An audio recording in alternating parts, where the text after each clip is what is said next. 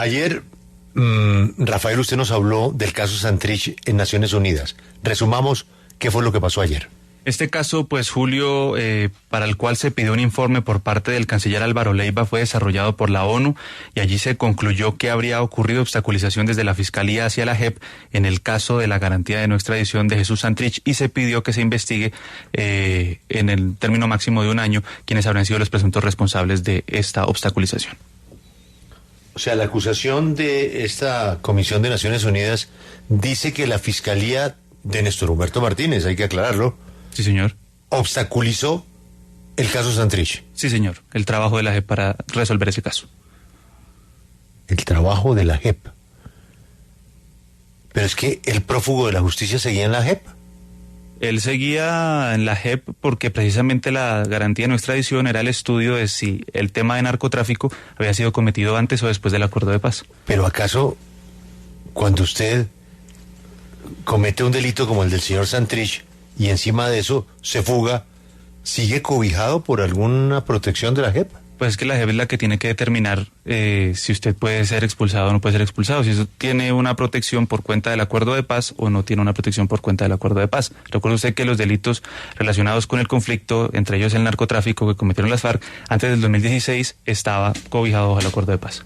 Rafael, yo lo entiendo, pero lo que no me cuadra es si una persona incumple las reglas del juego y de manera grave, es decir, vendiendo cocaína en los Estados Unidos y luego fugándose, ¿sigue con beneficios de la JEP? Hasta que no lo expulsen, él seguía en la JEP, hasta que no lo expulsaran. Así suene un poco ilógico. Pues imagínese. O sea, es el único caso en el que el crimen sí paga.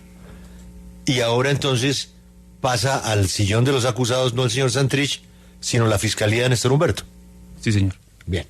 ¿Quién es su invitada? Nuestra invitada es Antonia Urrejola, la ex canciller de Chile y experta de la ONU para el caso de Jesús Santrich. Señora exministra, buenos días. Buenos días, ¿cómo está? Pues un poco confundidos, pero con su sabiduría... Así lo estoy escuchando. Estoy seguro sí. que usted nos explicará mejor qué es lo que pasa con el caso Santrich y por qué entra ahora a responder la Fiscalía de la época. A ver, yo creo, lo primero es señalarle que yo tengo un mandato del Consejo de Derechos Humanos en virtud de una resolución que aprobaron los países que son miembros, 47 países. Esto no, yo no respondo ni al canciller Leiva. Aquí hubo una resolución que los 47 países del Consejo de Derechos Humanos aprobaron.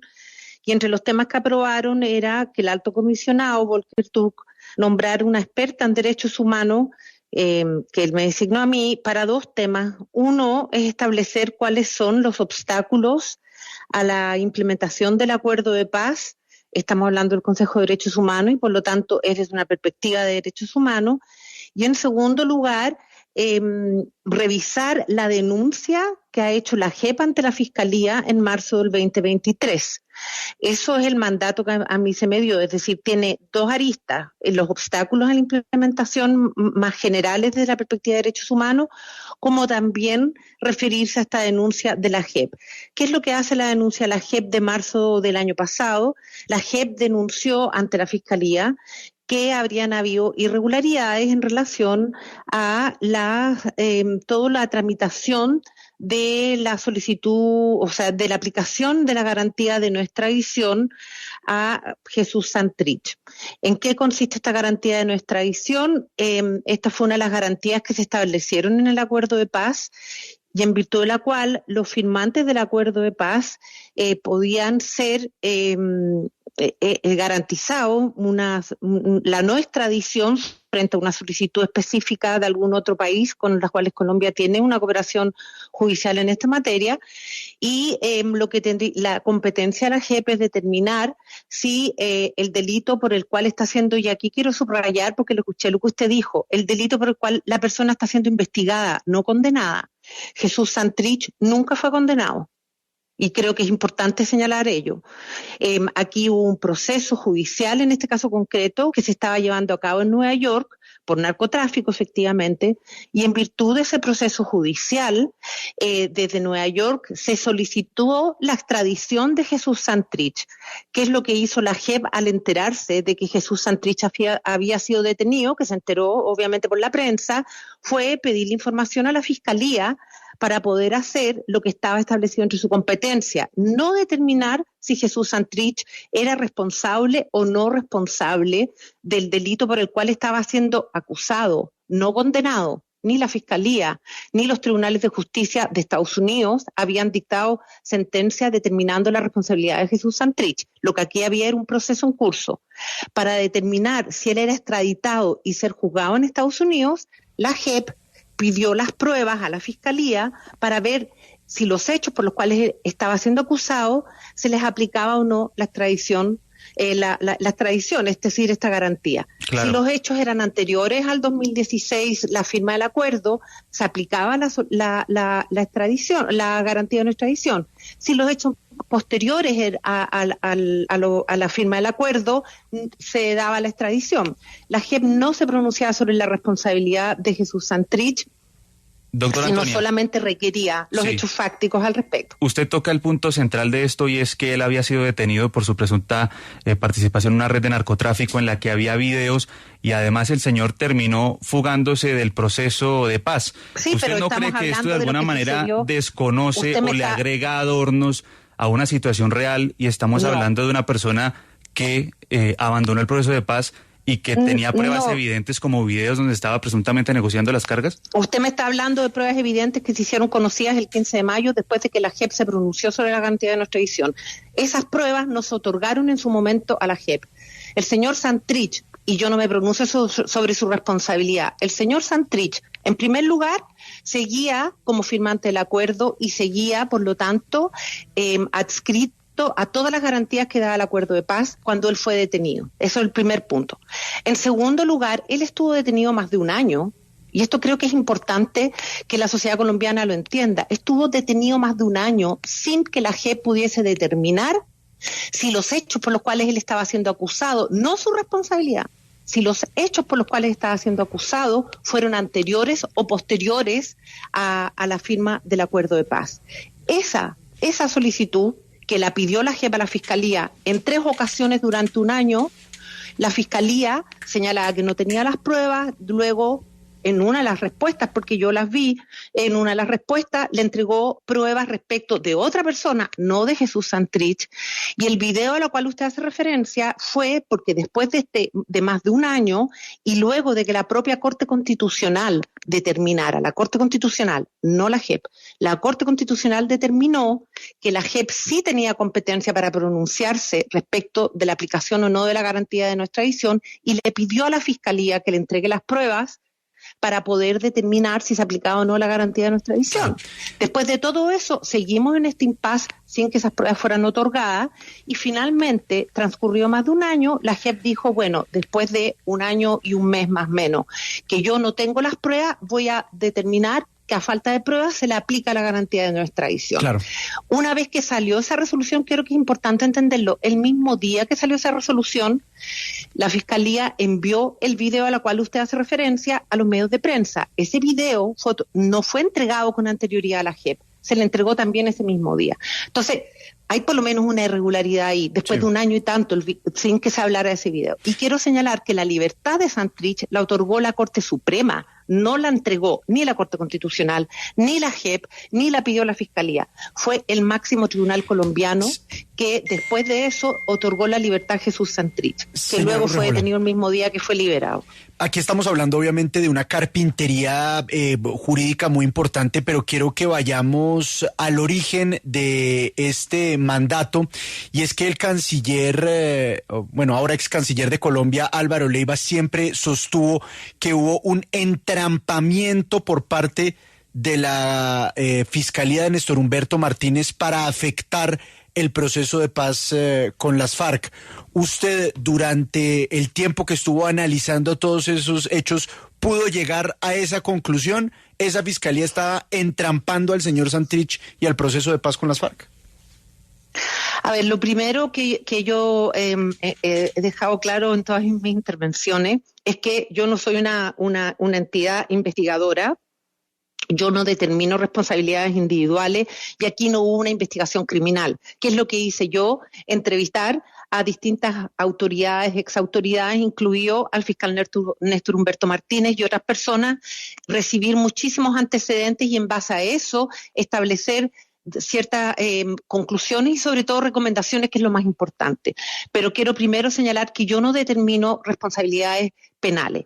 Ahora, yo no señalo que hay entrampamiento, no me corresponde señalar aquello.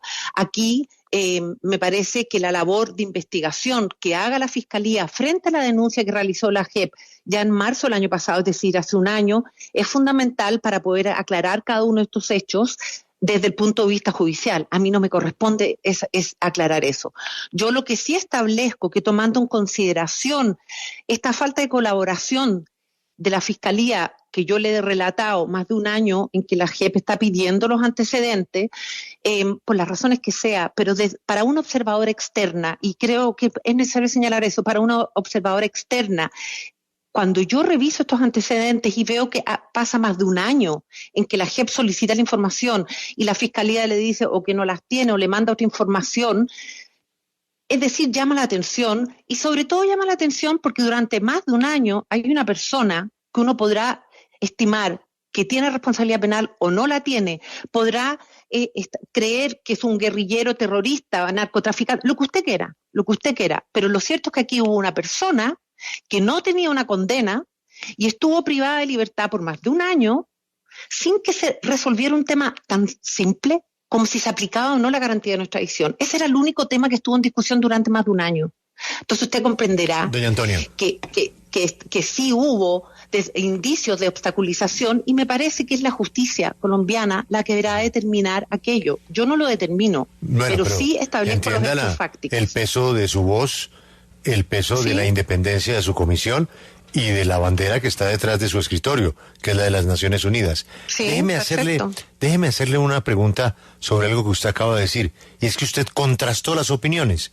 Nos dijo que habló con Néstor Humberto Martínez, fiscal general, y esa opinión del fiscal general de la época, ¿la contrastó con qué otra opinión?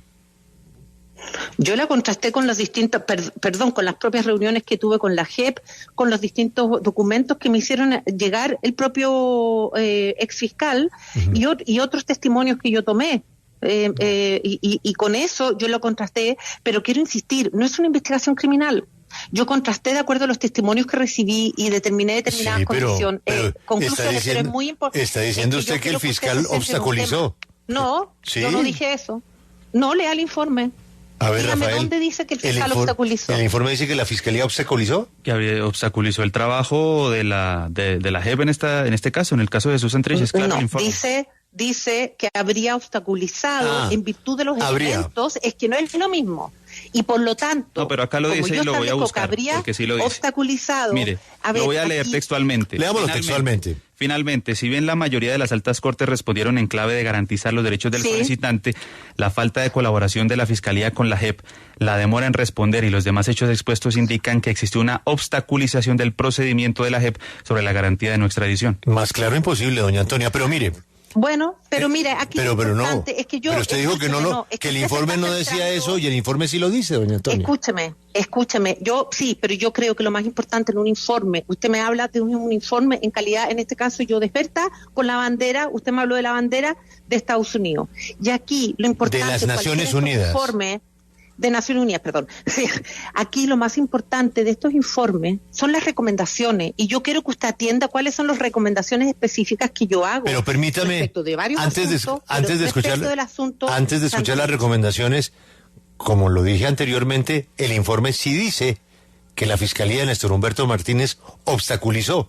Y así esto no tenga antecedentes. Sí, esto no tenga una carga criminal ni penal, pues tiene mucha importancia por el peso de quien está hablando, que es usted. Permítame, yo le traslado esa pregunta al fiscal Martínez. Señores fiscal Martínez Neira, buenos días. ¿Usted qué opina de lo que ha dicho la investigadora de Naciones Unidas? Muy buenos días, Julio. Discúlpeme usted, estoy enfermo de COVID.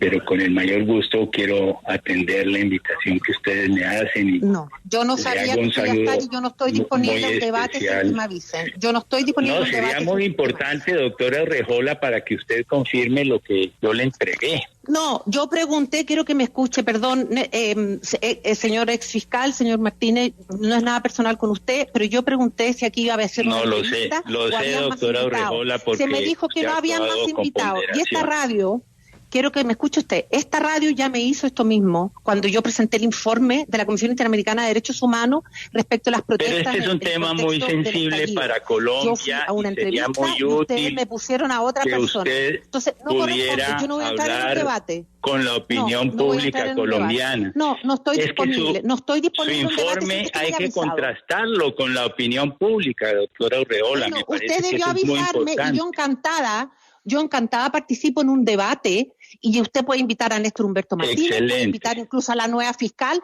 pero no ahora. Usted no me avisó que aquí había un debate, porque si usted está invitando al señor exfiscal, también debiese invitar, por ejemplo, a algún representante del Partido Comune. Es decir, aquí yo recibí distinta información. A los señores de las FARC y al señor Cepeda. Ponga a las distintas personas a contrastar esto. Pero usted debe, por seriedad profesional, usted debe avisarme antes que va a generar un debate. Usted no me avisó. Yo pregunté por la experiencia que tuve anterior con esta radio, que ya me lo hicieron una vez. Me dijeron que no iban a haber más invitados. No es lo mismo un debate, porque yo ahí pediría que también inviten a otra persona para tener un debate. Pero además, yo en calidad de relatora, yo no voy a entrar a debatir. Doña Antonia, le hago una precisión. Nosotros no teníamos un debate, doña Antonia. Nosotros teníamos una entrevista con usted, pero cuando usted comienza a hacer los señalamientos que hizo, el afectado, que es él, levantó el teléfono y llamó a la emisora. Usted no lo quiere escuchar, yo le respeto su opinión. Aquí no hay un debate, era contrastar la opinión de su informe pues con alguien que se siente afectado y dice, óigame, yo tengo derecho a defenderme. Usted, sí, absolutamente de acuerdo, pero usted lo puede hacer después de que yo le explico lo que estoy recomendando, que todavía usted no me deja explicarle a la Fiscalía. Después de que yo le digo cuáles son las recomendaciones que estoy haciendo, usted obviamente, y me parece fundamental, que entreviste a quien usted estime conveniente para que la opinión pública pueda escuchar las distintas voces. Me parece súper válido. Pero sí, no me parece que usted me ponga en vivo a discutir cuestión que ya hizo una vez sin avisarme, porque no me parece ni por el señor Martínez. Bueno, pero no hay ningún problema. No es un debate de contrarrestar. Doña Antonia, doña Antonia, no hay ningún problema. Si usted no quiere responder la pregunta que le quiere hacer Néstor Humberto Martínez, pues no la responde. Ya entendemos perfectamente. Usted está en su derecho de no responderle a él. Es que me parece muy poco serio con él y conmigo. Yo pregunté ayer. Ustedes me dijeron que no era un debate. Y resulta que él se sintió atacado, se siente atacado por ese informe, lo considera injusto, perfecto. Levanta un teléfono y llama a una emisora. Yo no controlo el teléfono del señor. Lo mismo pasó cuando usted me entrevistó para el informe de las protestas, que una senadora también se sintió atacada y justo llamó por teléfono. ¿Pero y qué hacemos? Mire, me parece muy serio. Yo le agradezco la entrevista. Doña Antonia, le agradezco la entrevista y usted tiene la libertad de entrevistar a que usted quiera, pero no es la manera. Muchas gracias. Lamentamos haberla molestado, pero aquí hay una línea abierta, y la línea abierta llama a un oyente a pedir una silla de ruedas, llaman a pedir una boleta, llaman a buscar a una persona perdida, llaman por un tratamiento dental, y también llaman cuando no están de acuerdo con lo que están oyendo para expresar su opinión, y eso es lo que hacemos. Doctor Martínez, ¿por qué no está usted de acuerdo con el informe de la doctora Antonia? Bueno, muy buenos días, Julio, y a todos los compañeros de la mesa de trabajo. Realmente yo quiero celebrar en primer término las declaraciones de la doctora Urrejola, que por fin acabó con la leyenda del entrampamiento en la declaración pública que hizo el día de ayer y concluyó que no había habido un entrampamiento. Y ahora nos cambiamos de punto de investigación y dice que lo que puede haber existido por parte de unos funcionarios de la Fiscalía, y yo quiero hablar ese nombre de esos funcionarios, que son unos funcionarios íntegros y leales, a los que denunció inclusive la JEP ante la Fiscalía, y qué bueno que se haga esa investigación. ¿Por qué dicen que no hubo colaboración con la JEP y que eso podría haber demorado en detención preventiva a este Angelito Santrich? por quien aboga el informe. Y está bien que así sea, porque ese sería un derecho fundamental del inculpado. Y no hubo entrampamiento, Julio, porque ya para pasar esa página en la historia de Colombia, todos los copartícipes de ese delito están condenados en los Estados Unidos. Nadie desvirtúa en los Estados Unidos esa condena, tiene efecto de cosa juzgada, pero lo que es más sensible, es que en Colombia, la Corte Suprema de Justicia declaró que había habido una responsabilidad cuando lo citó a indagatoria. Cuando se cita a indagatoria a una persona es porque hay una prueba evidente y principio de la comisión de un delito y principio de autoría. Y la Corte Suprema citó a Santrich a indagatoria. Luego sí hay elementos de juicio para concluir que había pruebas en Colombia sobre este asunto. Entonces, lo primero que hay que agradecerle a la doctora Urrejola es que haya dejado en el pasado el tema del entrampamiento, porque bien lo hace.